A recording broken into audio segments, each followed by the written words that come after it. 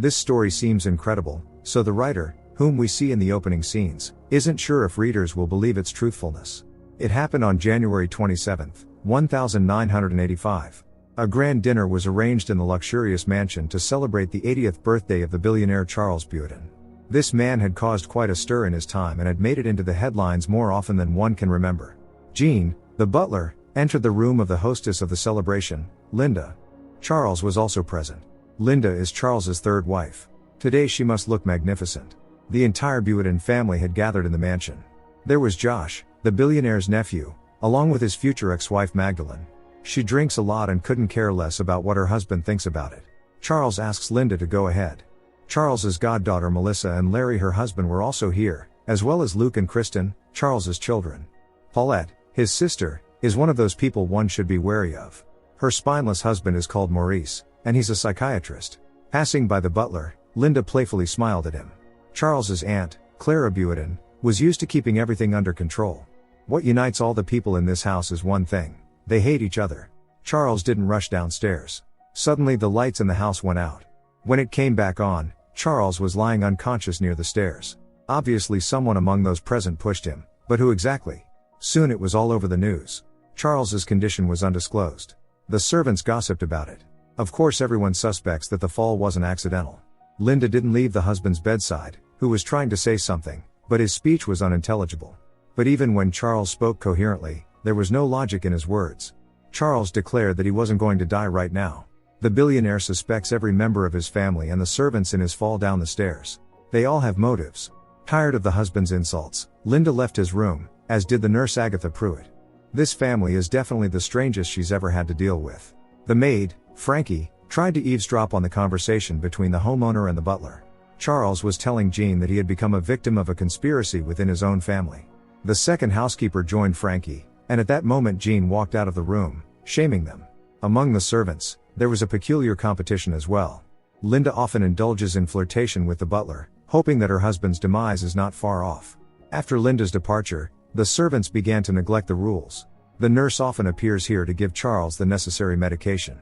However, Agatha Pruitt also secretly hoped to draw the homeowner's attention to herself. Charles in turn wants to see her as rarely as possible.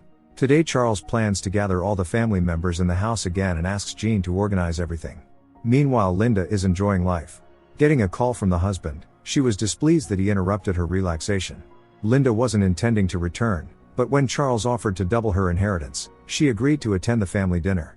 Charles ordered all the servants except Jean not to show up. The butler, as he should have done, cut the telephone wire. The game begins. Gathered in the house, family members as before, exchanged insults disguised as pleasantries. They didn't even try to hide their contempt for each other. Charles announced that as soon as the table was set, they would immediately begin discussing business. Soon everyone was seated at the table. Charles began to propose a toast, drawing the attention of the guests, who in turn accused Linda of pushing Charles down the stairs. No one expected her to appear. Linda ironically responded to all the barbs directed at her. Charles wanted to discuss the future of his family as well as the inheritance. Each one at the table hoped to get a decent share. Of course their greedy intentions were no secret to Charles. Charles despises everyone present, including his son and daughter. His third wife has become his greatest disappointment. Like all his relatives, she is a liar. While Charles was giving a toast, Jean began pouring wine into glasses. The guests became concerned when the head of the family announced that he had not made a decision about the inheritance and did not want to do so at all. Nevertheless, everyone raised their glasses to Charles. After drinking the wine, Charles began to feel unwell and stopped showing signs of life after a minute. The guests panicked, trying to revive Charles. The telephone wire was cut, so they couldn't even call for an ambulance. And only Linda remained calm and even pleased. Under pressure from the others, Maurice, as a doctor, had to examine Charles, but he fainted. It was obvious that it wasn't a prank, and Charles had actually passed away. Checking his pulse, Josh, his nephew, was finally convinced. Linda continued to sit calmly at the table. At one point, she announced that she had poisoned Charles. But here was someone else pushing him down the stairs. Linda doesn't hide that she poisoned her husband for the inheritance. 50% will go to her, the rest will be distributed among the relatives. It turned out that the day before the dinner, Charles was going to poison one of the family members because he was disappointed in all of them. Charles counted on his wife's help and offered her half of the inheritance in exchange for her silence. Everything was officially arranged. However, Linda decided to change the rules of the game. Moreover, She poisoned the wine of each of the guests, and within an hour the poison will take effect. Linda has 8 doses of antidote. There were 9 poison glasses, not counting Charles's, so they have to decide within an hour who will live and who will not. The nurse confirmed that such a poison does exist. No one can even call the police because the telephone line is cut. The guests wanted to force Linda to give up the antidote by force, but Jean stood up for the mistress of the house. Like the butler, the nurse was initially in collusion with Linda. The homeowner and Agatha left the guests, and Jean stayed to make sure no one left the mansion. He had a gun in his hand. Having ensured that Linda and Agatha had left, the butler ordered everyone to go to the living room. Maurice was lying on the floor unconscious again. In the living room, Jean explained to everyone that they must come up with a plausible scenario that the police will believe. They must choose someone who will sacrifice themselves. It should appear as if the chosen person first took Charles's life, and then their own. The rest will receive their share. Josh started threatening the butler, but it didn't work. If anything happens to Jean, none of them will get the antidote. It's more than a 30-minute drive to the nearest hospital. Magdalene suggested there's another solution. Just take someone's life. Jean left, giving them time to ponder. The first candidate for the role of voluntary sacrifice was Aunt Clara. After all, she's the oldest here and has already lived long enough. However, Aunt Clara has something that makes her untouchable. According to the will, if her demise is not of natural causes, most of the money will be donated to the Rhinoceros Protection Fund. Jean suggested resolving the issue through a vote. Time is running out, so no one argued with that. Everyone voted by writing a name on a piece of paper. The majority voted for Luke. The guy tried to escape, but Josh grabbing the gun blocked his path. Everyone surrounded Luke, believing that he had pushed Charles down the stairs earlier to get his father's money. The fact that Luke recently lost almost all his wealth in the stock market only fueled suspicions. While everyone was arguing vehemently, Jean stepped away and opened the door to Agatha, who returned and asked if Charles was still in the dining room. Agatha was about to do what she must. Contrary to the order, 2 maids decided to return. They were driven by curiosity. Jean announced that there were 35 minutes left. Luke is still alive because there's an opinion that the demise of someone other than him among them will bring much more benefit to the rest. A fight broke out among the relatives. Taking advantage of the commotion, Magdalene grabbed the gun, making everyone nervous. Magdalene wants to get rid of her husband, who has been deceiving the relatives for years for money. Magdalene hates the husband. His demise would solve many of her problems. During the argument, the relatives tried to denounce each other for various bad things. Each person in this room has their own dirty secrets. Meanwhile, the maids sneaked up to the living room door, where voices could be heard. Through the crack, they saw Magdalene holding a gun. To avoid being discovered, the maids fled and decided to hide in the dining room. Here they witnessed an even more horrifying sight. Lifeless Charles was still at the table.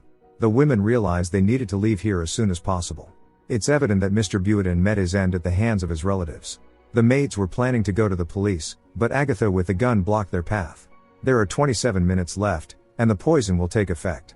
Jean played a recording of Charles and Linda's conversation. It was one of their last conversations. Charles said he suspected members of his family of playing unfairly. That's why Charles had been eavesdropping on all his relatives' phone calls recently. Each of them was plotting against him. There isn't a single person in this room who genuinely loved him. It remains unclear who is more deserving of being the sacrifice. There was a power outage, which frightened everyone. When the lights came back on, Jean noticed that Melissa was missing. Everyone began searching for her throughout the house. Could Melissa have decided to hide to avoid becoming a sacrifice? Suddenly sobs were heard from the bathroom. Melissa locked herself in, fearing that everyone would choose her because she is overweight. Additionally, Melissa and her husband Larry were involved in Josh's fraudulent schemes, covering for him. Josh is the head of the finance department. According to Melissa, Larry risked everything for Josh because he secretly loves him. Larry denied his non-traditional orientation.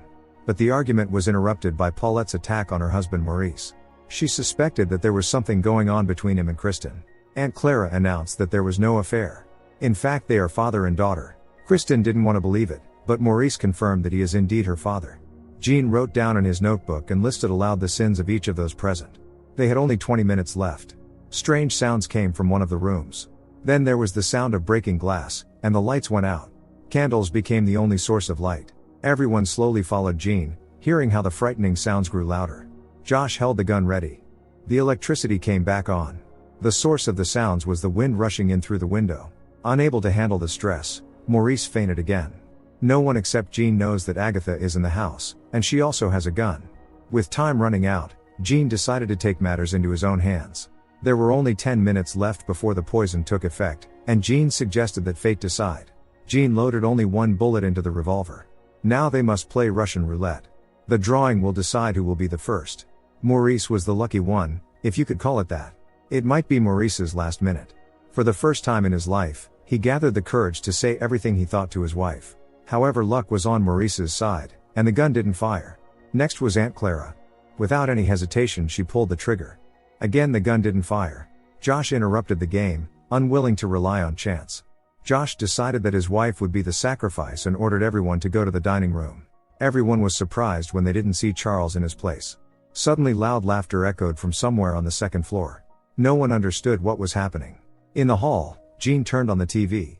Charles, who was actually alive, was talking to them via video call. In reality, Charles and Linda didn't poison anyone. They devised this plan to expose their greedy relatives. Listening devices were installed throughout the house, more than enough evidence to send each of them to prison. Charles staged his demise. Influential friends helped him obtain a special medication that slowed his pulse. Now he plans to live out the rest of his life where no one will find him. The inheritance will go to no one. Charles believes that his entire family will learn this lesson forever. He did it for their own good, and Jean and Agatha assisted him and Linda. Police sirens blared. The game was over. Soon Charles and Linda were enjoying life. He was with Agatha and the maids, and she was with Jean. The spouses talked on the phone, reveling in their shared victory. The only thing that remains unclear to this day, who pushed Charles down the stairs. That's the story, where everyone who craved easy money got what they deserved. And only Aunt Clara as always was irresistible. Don't forget to subscribe to our channel not to miss more exciting new products. Also, the authors will be pleased if you leave your opinion in the comments.